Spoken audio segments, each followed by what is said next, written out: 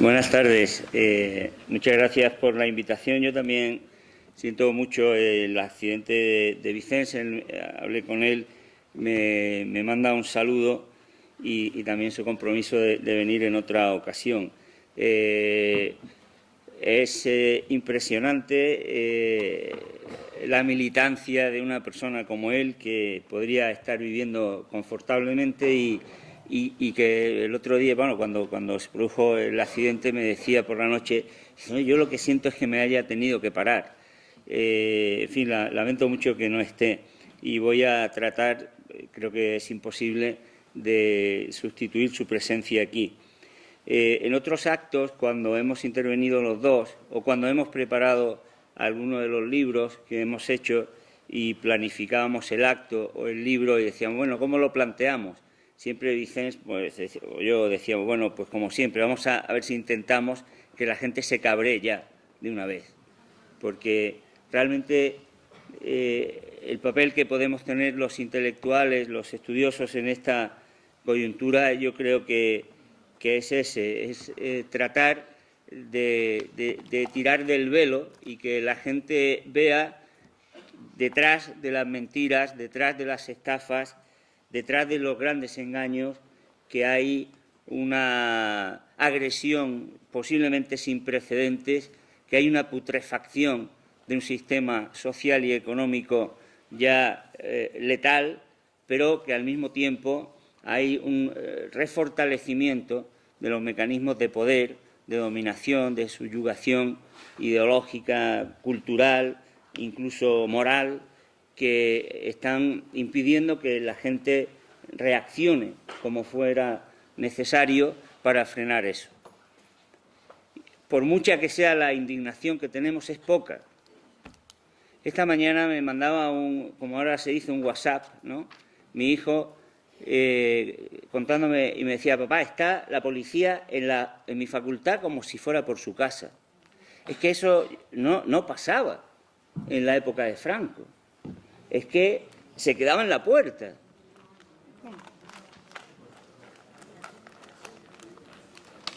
Estamos empezando a perder las libertades. Y las libertades no las vamos a defender, no las vamos a reconquistar, si no es con una acción que vaya mucho más allá de la indignación. Así que, bueno, eso es lo que yo modestamente voy a tratar de hacer en esta intervención sobre, efectivamente, un tipo de terrorismo. Luego explicaré por qué creo que se merece ese nombre, que es hoy día el funcionamiento de los mercados financieros. Voy a tratar de explicar por qué se puede decir con pleno rigor que el dinero mata a mucha gente. Y que el dinero está matando a mucha gente para que poca gente sea cada vez más rica, cada vez más irracionalmente rica. Y claro, para que eso pueda suceder sin que la gente se levante y diga basta ya, lo que tienen que conseguir es que nos convirtamos en seres ciegos. Qué sabio, efectivamente, era José Saramago, cómo lo sabía bien. Conocía no solo la naturaleza humana, sino la realidad del capitalismo sin bridas, desnudo, como el que estamos viviendo en nuestra época. Esa ceguera es lo que nos hace permanecer insensibles, porque no nos deja ver lo que está ocurriendo. Hoy van a morir en el mundo 40.000 personas, como poco, según los informes más optimistas, en el mundo por falta de hambre o de agua, por falta de alimento o de agua. 40.000 personas, como poco. ¿Conocen ustedes algún drama más grande que ese? Porque además no es que hoy haya sido un día extraordinario y vayan a morir 40.000 personas o 50.000 personas y mañana ya sea un día normal. es que vienen muriendo 40 o 50.000 personas desde hace años todos los días y van a seguir muriendo diariamente. Y díganme ustedes, ¿cuándo han puesto por la noche la televisión o cuándo han abierto un periódico al día siguiente y han oído o han leído que ayer, que hoy han muerto 40.000 personas de hambre? Estar ciego es no ver eso, pero estar ciego, estar ciega, es además creerse lo que mis colegas explican en las facultades de economía o lo que los economistas explican en los medios de comunicación, lo que los tertulianos o los políticos dicen, que es que no hay medios, no hay recursos. La FAO, el Organismo de las Naciones Unidas para los problemas de la alimentación, demuestra que incluso tan mal utilizados como están los recursos alimentarios del planeta, hoy día se podría alimentar al doble de la población mundial. La mitad de la población mundial vive con menos de $1 al día. La mitad de los trabajadores mundiales que hay en el mundo trabajan sin contrato y sin ningún tipo de protección social. Y nos dicen que es falta de recursos, y ser ciego es creerse eso. Porque las estadísticas nos indican que con lo que ganan solo las 100 personas más ricas del mundo, las 100 personas que se podrían sentar, más o menos yo calculo, en la parte de aquí de la derecha, ¿no? Y sobraría sitio. 100 personas ganan lo suficiente para acabar 4 veces con la pobreza, con el hambre, con la muerte de millones de personas. Ser ciego es creer que no pasa nada y que podemos seguir consumiendo tal y como estamos consumiendo día a día, porque el planeta es ilimitado, porque el agua es ilimitada, porque el aire es ilimitado, porque los recursos naturales son ilimitados. Eso es ser ciego. Ser ciego es creer que el que tiene que cambiar es el otro, la otra, no yo. Ser ciego es creer que si hay 2.700 millones de personas en el mundo, que es casi la mitad de la población mundial, que no tienen acceso a agua limpia, y aprovecharé para decir que no tiene sentido ninguno que pongan botellas de agua en los centros públicos, que hay agua de grifo magnífica. Espero que eso no se tome como un detalle feo con anfitriones, pero hay que decirlo porque esto vale 500 veces más que un vaso de agua del grifo, y también eso es estar ciego y no verlo. Cuando sabemos que lo que está produciéndose es que 10 empresas en el mundo están controlando las fuentes de agua limpia, sin que nadie haga algo. Bueno, esas cosas son estar ciego. Y es el momento de que nos quitemos el trapo sucio que tenemos delante de nosotros. Lo que modestamente hemos hecho en nuestros últimos libros es señalar lo que creemos que hay que hacer para terminar con estas cosas. En primer lugar, creemos que lo que hay que hacer es destapar a quienes son responsables de lo que está ocurriendo. Porque el primer gran engaño comienza cuando nos hablan en abstracto. Los mercados, las fuerzas económicas, los agentes económicos. No. El poder lo tenemos las personas. Lo que ocurre es que las personas no todas estamos utilizando el poder que tenemos. Y algunas sí que lo están utilizando con gran inteligencia. Por lo tanto, en primer lugar, hay que poner de relieve quiénes son los que tienen el poder, los que están usando el poder contra el resto de la sociedad y de las personas. En segundo lugar, creemos que dejar de estar ciegos es darse cuenta, descubrir cuál es la fuente de ese poder, por qué el señor Botín, por qué los grandes financieros, los grandes banqueros, los grandes industriales pueden tomar decisiones que afectan a la vida de millones de personas sin que los millones de personas afectados tengan ni siquiera el derecho a que eso sea discutido. ¿Por qué? ¿De dónde les viene el poder? A los que solo porque un presidente de gobierno en Grecia anuncie que se va a hacer a lo mejor un referéndum lo quitan. ¿De dónde le viene ese poder?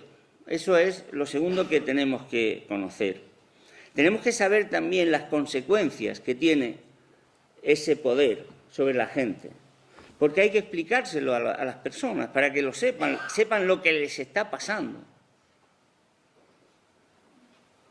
Y por último hay que conocer qué alternativas tiene, ¿no?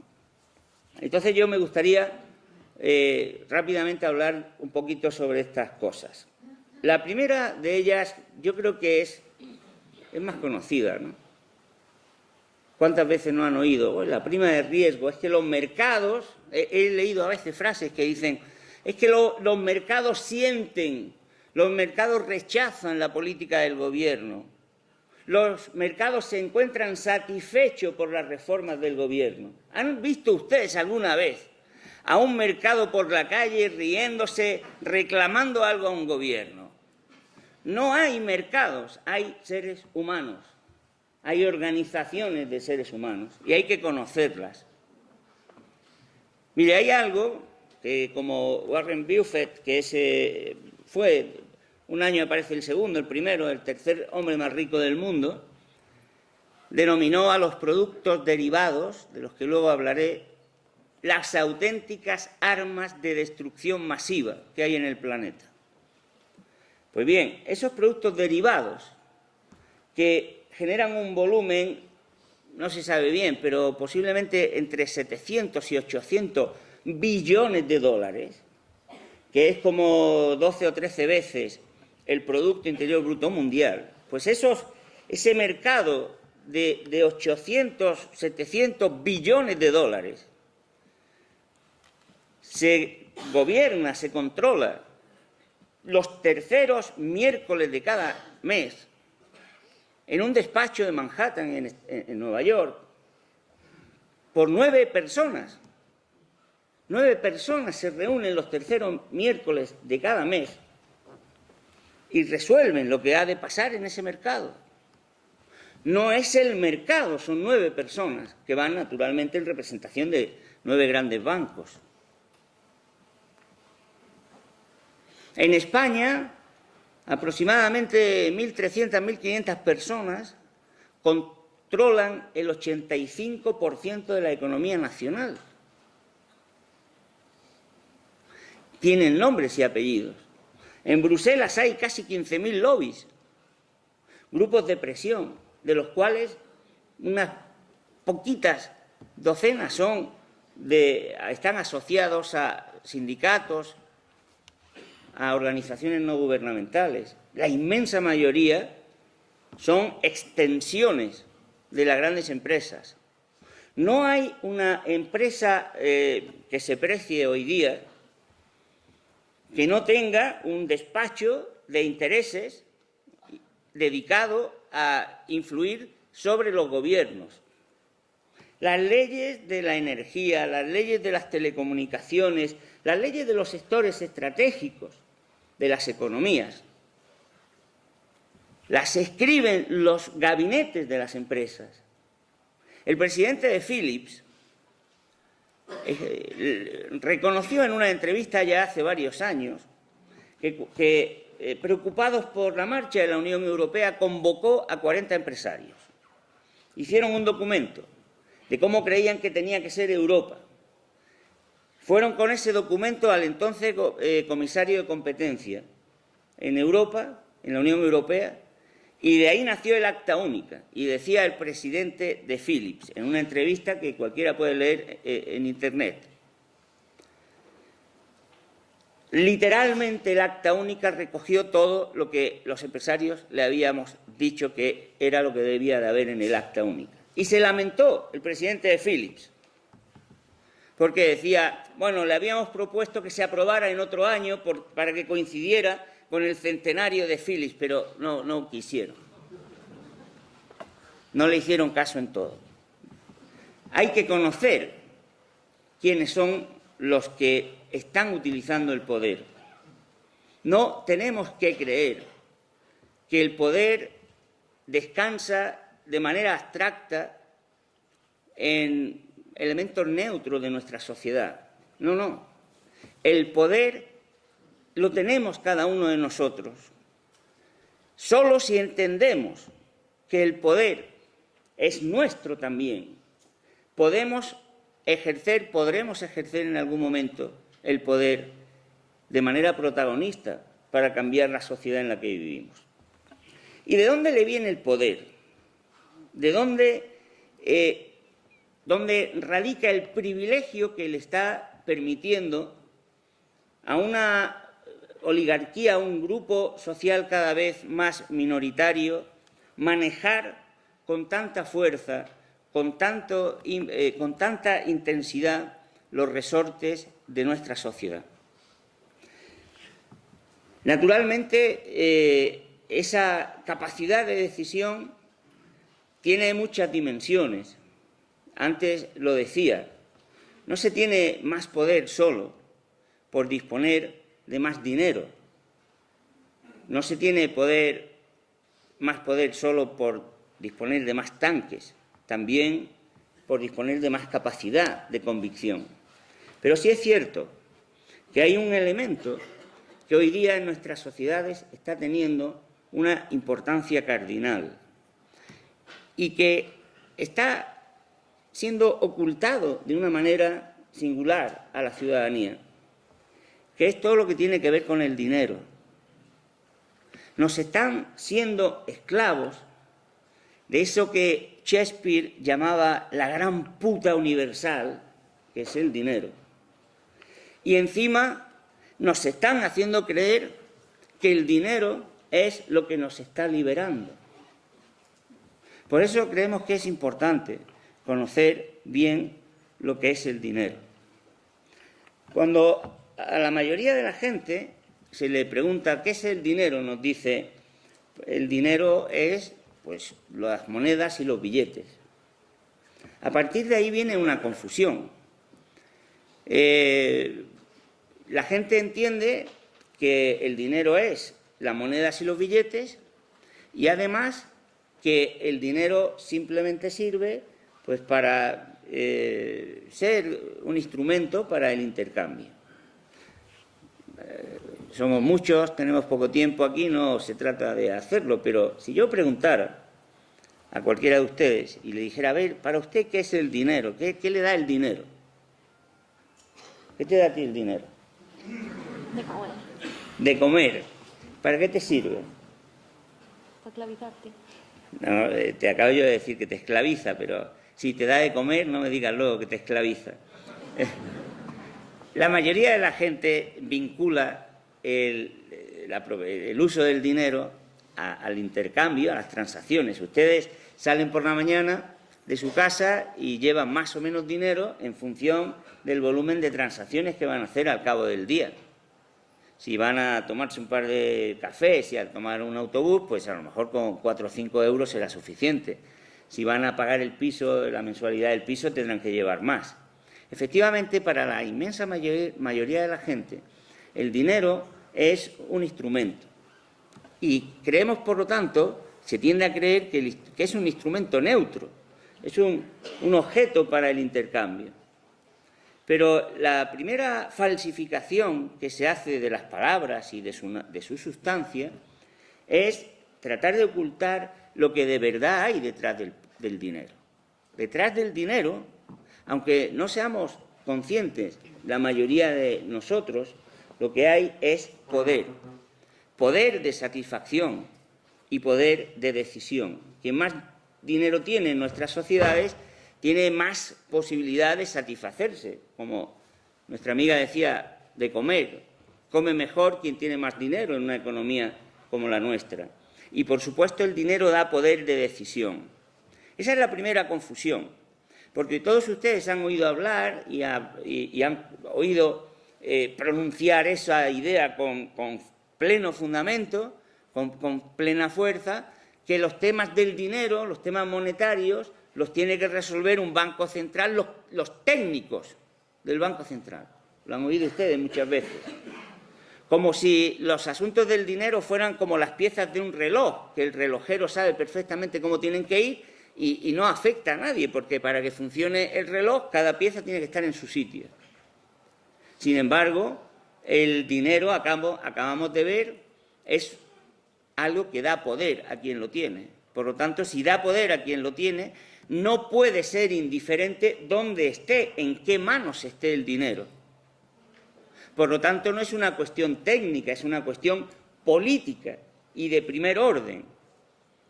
La segunda confusión sobre el dinero es todavía más grave, si cabe. Porque cuando se le pregunta a la mayoría de la gente ¿de dónde viene el dinero? ¿Qué crea el dinero? Pues la gente normalmente dice el Estado. Las monedas y los billetes los asociamos a que los crea el Estado. Ahí hay una confusión importante porque en realidad las monedas y los billetes representan algo así como el 5, el 6 o el 7%, depende de los países y las coyunturas, en el total de todo el dinero que circula en la economía. Es muy poco el que usamos en monedas y billetes. La inmensa cantidad, la mayor parte, la mayor proporción de dinero que se utiliza en la economía es el llamado dinero bancario. ¿Por qué dinero bancario? Pues porque lo crean los bancos. Esa es la segunda gran ceguera. La gente normalmente no es consciente de que el dinero lo crean, la inmensa mayoría del dinero que utilizamos lo crean los bancos. Voy a poner un caso muy sencillito para que ustedes entiendan a qué me estoy refiriendo. Supongan ustedes que yo tengo un billete de 100 euros, que es el único dinero que hay en la economía. Viene mi amiga, ¿cómo te llamas? Esther viene y me dice, Juan, ¿me prestas 20 euros? Si yo le presto 20 euros a Esther, el dinero que sigue habiendo en la economía sigue siendo 100. Solamente que ahora 20 están en el bolsillo de Esther y 80 están en mi bolsillo. Supónganse, sin embargo, que aparece por ahí un señor enchaquetado, la corbata roja, muy simpático, amable, señor, digamos, Botines, por poner algo. Me habla, me convence, hombre, Juan, mire usted que tiene dinero, lo va a perder, usted que aquí una conferencia, mañana allí. Sería mucho mejor que usted deposite el dinero en esto que yo he creado, que se llama banco. Total, me convence y además incluso me dice que me va a dar el 5% de interés al año. Digo, pues perfecto. Ingreso mis 100 euros en el banco. 80. No, era un caso nuevo.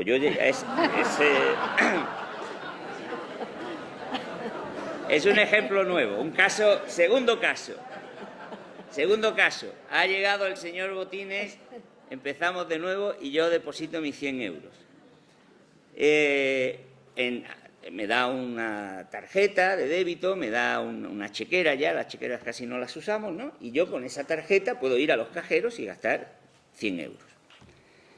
Viene Esther y me dice, Juan, ¿me puedes prestar 20 euros? Claro, le tengo que decir, pues mira, te los prestaría encantado, pero el otro día vino aquí un tipo muy simpático, he hecho allí un depósito en un banco que ha creado y yo no lo tengo, ve allí a ver. Esther va al banco, como va todo el mundo al banco, como el conejo que va al degolladero, pensando a ver si el director del banco, el señor Botines, le hace el favor a Esther de darle un préstamo de 20 euros, porque Esther lo necesita. Botines, que eso sí, además de ser simpático, tiene una gran habilidad para hacer este tipo de cosas y ganar dinero, habrá pensado, si yo a Juan le doy el 5% y alguien viene y me pide un préstamo y le doy el 7%, voy a ganar dinero. De tal manera que cuando llega Esther al banco de Botines está frotándose las manos, pero lo más seguro es que enseguida le diga a Esther si tiene nómina, si tiene avales y tal, le pondrá pegas, pero terminará dándole 20 euros en préstamo. Seguramente ni siquiera le dé el billete de 20 euros, sino que simplemente hará un apunte en sus cuentas, en su balance, y en el cual anotará que Esther tiene una deuda con el banco de 20 euros y que el banco le proporciona a Esther 20 euros en capacidad de pago. Y le da una tarjeta, por ejemplo, con la cual Esther puede gastar. ¿Cuánto dinero hay después de que el banco le haya dado el crédito a Esther? ¿Cuánto dinero hay? 80, ¿no? 80. En toda la economía, ¿cuánto hay? 100. 100. Vamos a hacer las cuentas. Esther dice que 100. O sea, este es el pago por haberte sentado aquí. Hagamos las cuentas. Yo tengo y puedo gastar 100 euros. Con mi tarjeta puedo gastar 100. Esther puede gastar 20. Luego ahora en la economía hay 120 euros. Esto no es magia. Esto es sencillamente que el banco no ha creado monedas y billetes, lo que llamamos el dinero legal, porque eso siguen siendo 100. Pero sí ha creado medios de pago, dinero bancario. Ha hecho una anotación en el papel y ha creado medios de pago. 20 euros en medios de pago. ¿Se dan cuenta? Esto en realidad lo descubrieron algunos moralistas al final de la Edad Media. Y alguno de ellos incluso llamó a esto lo llamó el dinero caligráfico. Porque decía, oiga, estos no eran banqueros entonces, pero lo hacían así. Y ahora lo que aparece es el dinero bancario. ¿Se dan ustedes cuenta cómo el banco ha creado 20 euros de dinero nuevo cuando ha dado un préstamo, cuando ha creado una deuda de 20 euros? Esto es fundamental para terminar con la ceguera. Porque cuando a ustedes les hablan de deuda, ¿qué le dicen que es la deuda? El resultado de que ustedes han vivido por encima de sus posibilidades, el resultado de que gastan más de lo que tienen. Sin embargo, si conocemos que la deuda es el origen del dinero bancario y que el dinero bancario es el origen del poder de los banqueros, entenderemos que la deuda es el negocio de la banca y que la banca tendrá como objetivo permanente que aumente la deuda. El comerciante que enfrente de la facultad tiene un bar o una tienda una papelería, está deseando que entre allí el mayor número de clientes para comprar papel, folios, bolígrafos o el de al lado de la cafetería que se tomen copas allí. Y hará lo que sea, pondrá publicidad, dará unos regalos a los clientes. La banca hace exactamente igual, porque la banca lo que busca es que aumente constantemente el volumen de deuda que hay en la economía, porque cada vez que aumenta el volumen de deuda, aumenta el dinero bancario, aumenta el beneficio y el poder de la banca. Y eso lleva a que la banca constantemente esté tratando de influir en los gobiernos para que las políticas que se llevan a cabo sean políticas que aumenten el endeudamiento. ¿Cómo? Por ejemplo, haciendo que los salarios estén constantemente congelándose o reduciéndose. Naturalmente, cuanto menos ganamos, pues se cae tu niño, se rompe un diente y como estés lo mismo que está el 60% de la población española, que no llega a final de mes, pues tienes que ir a pedir un préstamo para que el dentista le arregle los dientes. Fomentando la política de compra de vivienda en lugar de alquiler, porque si vives de alquiler no tienes que pedir una hipoteca. Si te compras la vivienda tienes que ir al banco a generar deuda. ¿Ven ustedes? Que la deuda es el negocio de la banca. La gente tiene que saber eso. Y además la deuda es, y el negocio de la banca es algo que, en tercer lugar, muestra pues una circunstancia que normalmente tampoco la gente conoce. ¿De dónde han venido los 20 euros adicionales que hay ahora en la economía? No sé si preguntarle otra vez a Esther.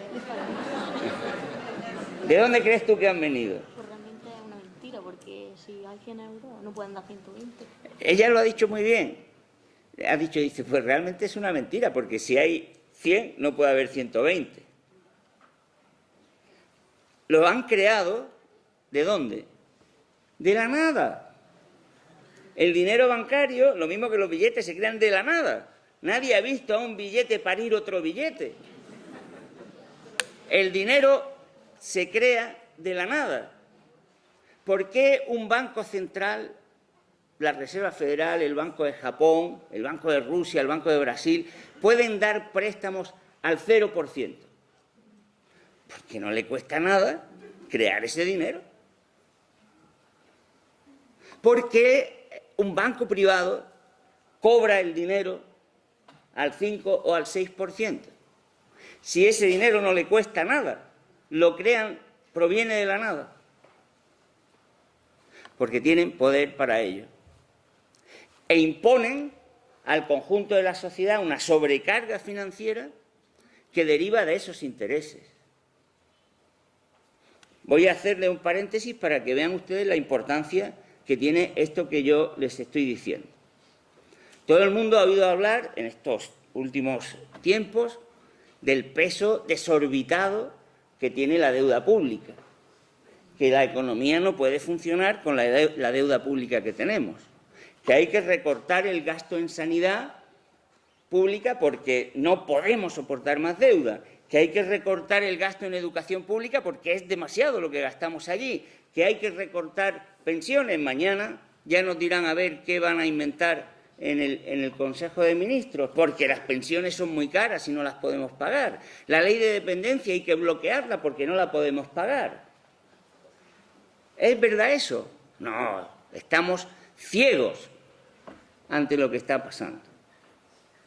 Miren ustedes, tomemos el año pasado, a final del año 2012, la deuda de España era aproximadamente 885.000 millones de euros. Vale. Desde el año 95 hasta aquí hemos acumulado una deuda de 885.000 millones de euros. Vale. Desde el año 95 hasta aquí, el total de intereses que hemos pagado a la banca privada representa el 42% de esa deuda. El año pasado 31.000 millones de euros fueron a pagar la deuda. En 2013, como poco, pagaremos 40.000 millones de euros. El recorte que se va a hacer este año en sanidad, en educación, en pensiones, es de 39.000 millones de euros, de momento. ¿Qué significa eso? Que en realidad la deuda pública no proviene, como nos dicen, del coste excesivo de la educación, de la sanidad, de las pensiones públicas, sino de los intereses que están imponiendo los bancos a la hora de financiar a los gobiernos. Si desde el año 1989 hasta el año 2011 el saldo del Estado español, el saldo entre los ingresos y los gastos, se hubiera financiado como un poquito más, al 1%, ahora el Banco Central Europeo financia al 0,75% a los bancos privados. Si hubiera financiado al Gobierno al 1%, la deuda que tendría a final de 2011 el Estado español sería del 14% del Producto Interior Bruto. O sea, esos municipios que gastan mal, esas comunidades autónomas que gastan mal, ese gobierno que gasta mal, que yo no digo que haya gastos mal hechos que haya que corregir, pues incluso así de mal, si se hubiera financiado al 1%, sería el 14% de deuda. Europa nos pide el 60% y nosotros tenemos el 82, 83, este año subirá. Del 14 al 82, 83%, ¿qué hay? Intereses y préstamos para pagar los intereses de los préstamos que pedimos para pagar los intereses de los préstamos que hay que pedir para pagar los intereses. Eso es la carga de la deuda en una gran proporción. Y claro, eso la gente no lo sabe. Y cuando sale el señor Rajoy, el señor Guindos, mis colegas, en la televisión diciendo que hay que recortar los gastos, pues la gente se calla. Luego hablaré de alternativas frente a eso. ¿Qué ha ocurrido? Pues que el dinero, a través de la deuda, se convierte en un mecanismo de extraordinario poder. Y los bancos, desde hace decenios, desde siempre en realidad, en la economía capitalista, procuraron multiplicar por cualquier medida que fuera la generación de deuda. En definitiva, la esclavitud de las personas a través de la deuda. Lo que ocurre es que en los últimos años, en los últimos 30, 35 años, este proceso que, insisto, había sido de siempre, se ha exacerbado, se ha hecho mucho más fuerte por una serie de razones que también es importante conocer. Y ha creado lo que el Premio Nobel de Economía Maurice Allais llama una auténtica economía de casino. ¿Qué es lo que ha ocurrido? Bueno, pues que la capacidad de crear deuda ha aumentado vertiginosamente y que la generación de deuda se ha dirigido fundamentalmente a financiar la generación de deuda. Los banqueros tradicionales generaban deuda para financiar la revolución industrial, para financiar los ferrocarriles, para financiar el comercio internacional. Ha llegado un momento, sin embargo, en que la deuda crece desorbitadamente para crear más deuda, porque jugar con la deuda y con las finanzas es un negocio en sí mismo. Esto puede parecer un poquito complicado, pero lo voy a explicar, creo que fácilmente.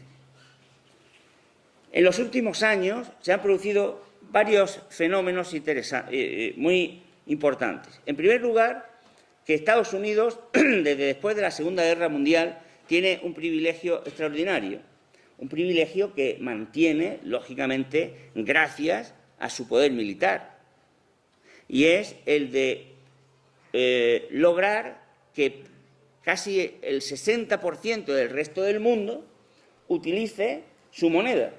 O sea, imagínense ustedes que todos los que están en esta sala utilizaran un papelito verde que pusiera el Torres dólar y que yo hago en una imprenta, que yo fabrico en una imprenta que tengo en mi casa. Claro, si yo todos los billetes que saque los van a usar ustedes, están deseando ustedes de tenerlos, pues resulta que yo puedo echar ahí todos los billetes que quiera. Por lo tanto, me puedo endeudar ilimitadamente. Eso ha hecho que el flujo, la cantidad de dólares en la economía de los últimos 50 o 60 años haya crecido extraordinariamente.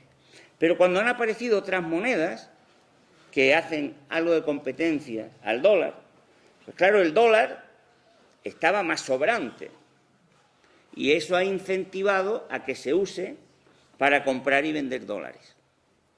Eso le puede a ustedes chocar, porque, claro, muchos de ustedes pues en algún momento habrán comprado una moneda de otro país.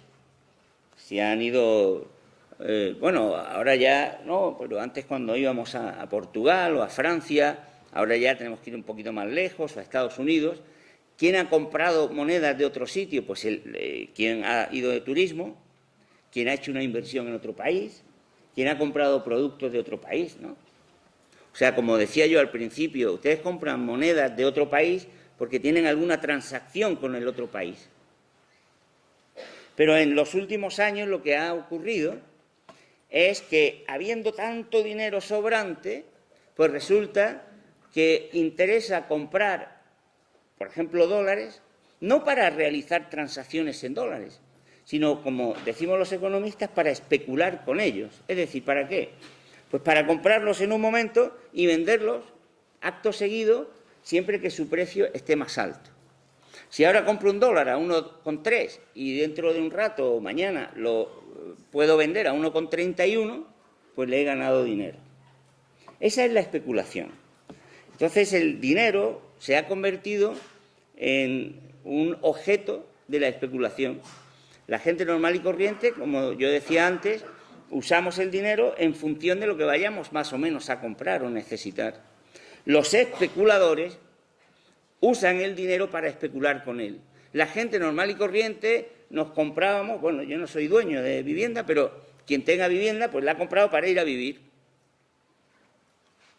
Los especuladores compraban a lo mejor una vivienda, vete a saber dónde, que ni habían visto en su vida, porque no compraban la vivienda para irse a vivir como un bien real, sino que compraban un bien financiero, querían simplemente tener el contrato de propiedad para venderlo en el momento en que les interesara porque el precio había subido.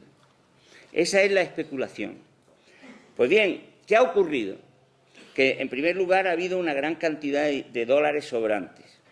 En segundo lugar, la política de generar deuda, a la que yo me he hecho referencia antes, crea una constante presión a la baja sobre los salarios.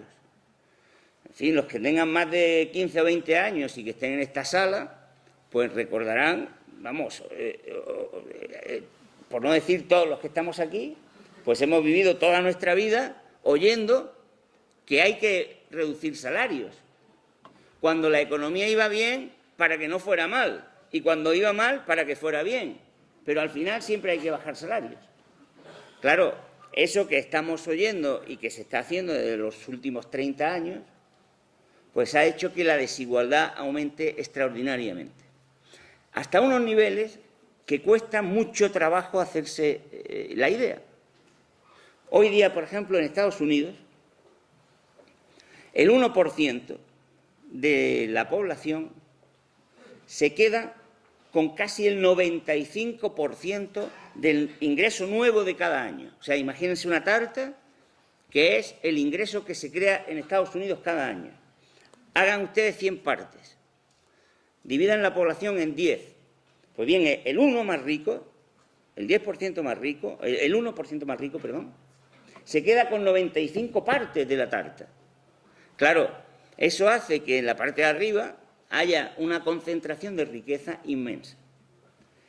¿A qué dedica el dinero los trabajadores, los asalariados normales y corrientes? Pues lo dedican, lógicamente, a consumir, a comprar. Ya he dicho antes que más o menos el 60% de las familias españolas no llegan a fin de mes.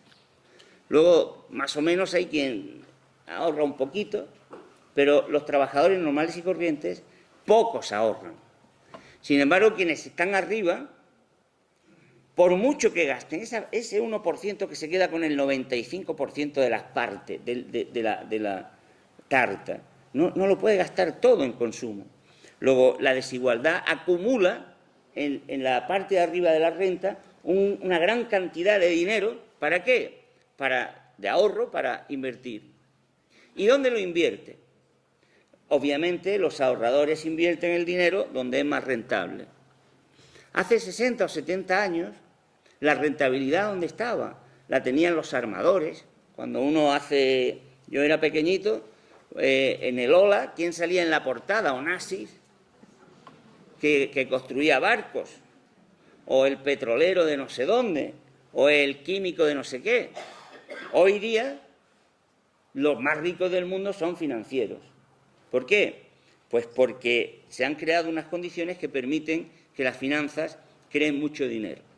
¿De qué manera? A través de la especulación. Fíjense ustedes, hoy día, en las operaciones financieras que se llaman de alta frecuencia, se tarda 4 segundos en invertir 1.000 millones de dólares. ¿Se imaginan ustedes cómo un empresario real, cómo puede obtener una rentabilidad comparable?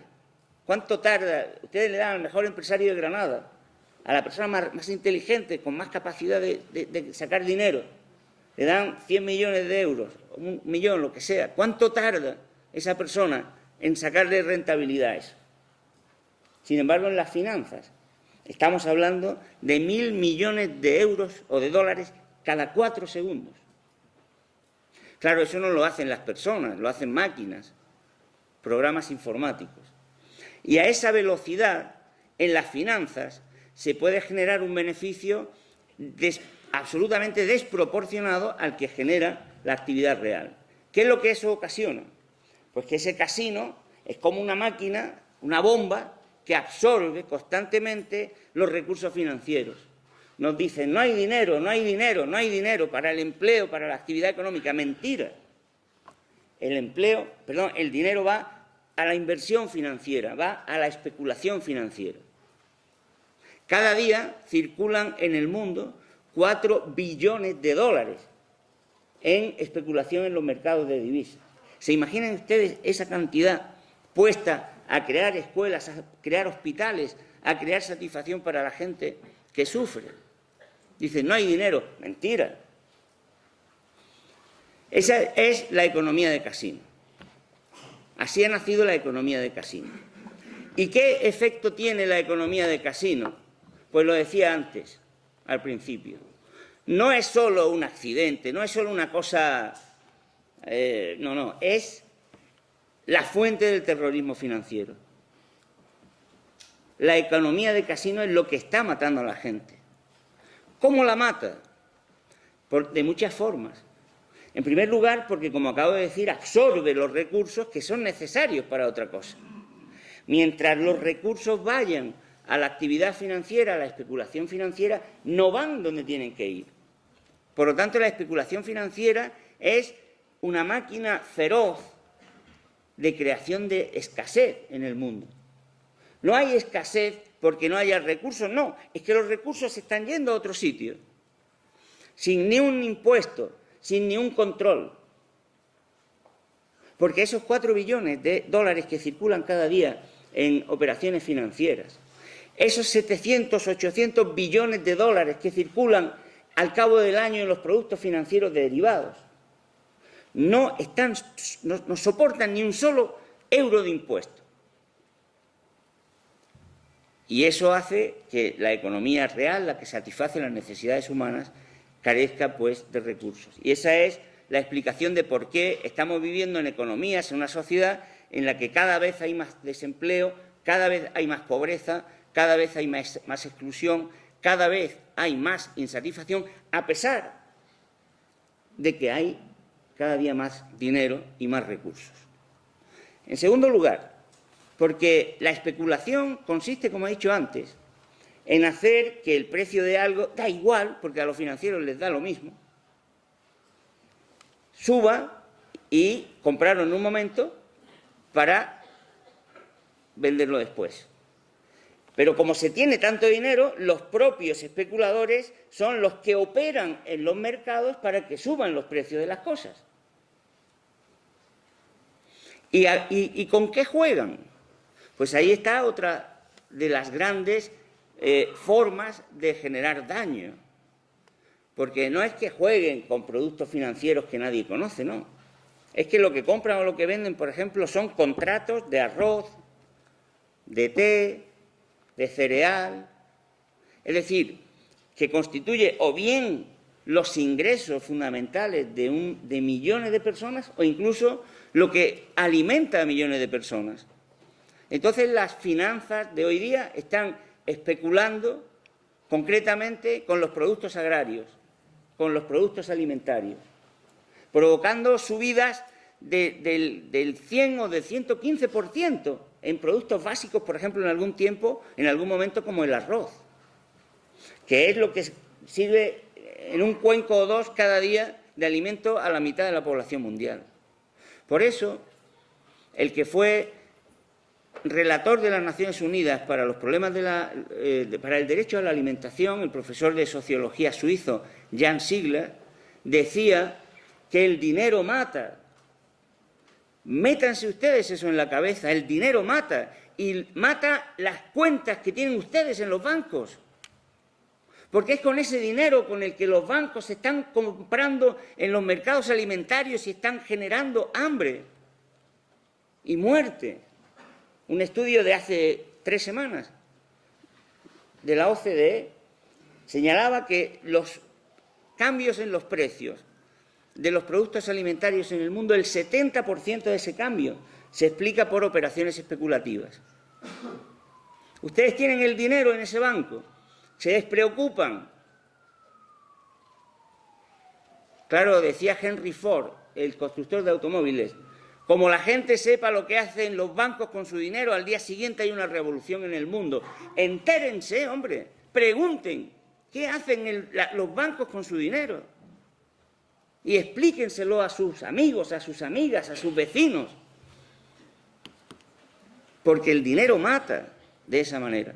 Y el dinero mata también porque los especuladores presionan constantemente a los gobiernos y restringen su capacidad de maniobra. Las políticas restrictivas que estamos viviendo ahora matan. Yo escribí un artículo que lo titulé «Señor Rajoy, sus políticas matan», y me decían algunos, «Hombre, Juan, es que eres muy exagerado». No.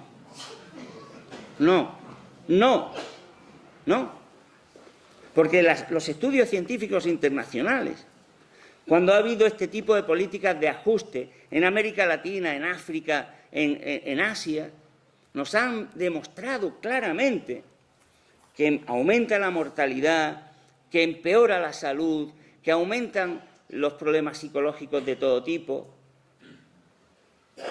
El dinero y estas políticas matan. Hemos estado viviendo estos meses atrás con la agonía de la prima de riesgo, que no era sino sencillamente las operaciones, fue el presidente Griñán el que lo dijo, terroristas, y creo que lo dijo con toda la razón, que estaban haciendo que subiera la prima de riesgo para ganar dinero en los mercados. Porque lo que se hace en las operaciones especulativas son apuestas. Yo apuesto a que en la semana próxima el tipo de interés que va a pagar España va a subir. ¿Y qué tengo que hacer para ganar la apuesta? Pues hacer que el tipo de interés suba. Lo cual no es demasiado difícil. Si yo tengo acceso a periodistas, a medios de comunicación y descuelgo y empiezo a hacer declaraciones diciendo que España va cada día peor. Esas son las consecuencias de este sistema financiero. Esas son las consecuencias de esta economía de casino en la que estamos. Tenemos que descubrirlas. Es fundamental que la gente lo sepa. Sí, voy a terminar porque es también hora de hablar de alternativas. Pero vale la pena que ustedes reflexionen sobre eso, que se informen y que se lo expliquen a la gente. Vamos a ver si llevaba razón o no Henry Ford. Vamos a enterarnos de qué hacen los bancos con nuestro dinero y vamos a explicárselo a la gente. Bueno, pues terminamos esta primera parte como me habían pedido y hablamos de alternativas, si les parece.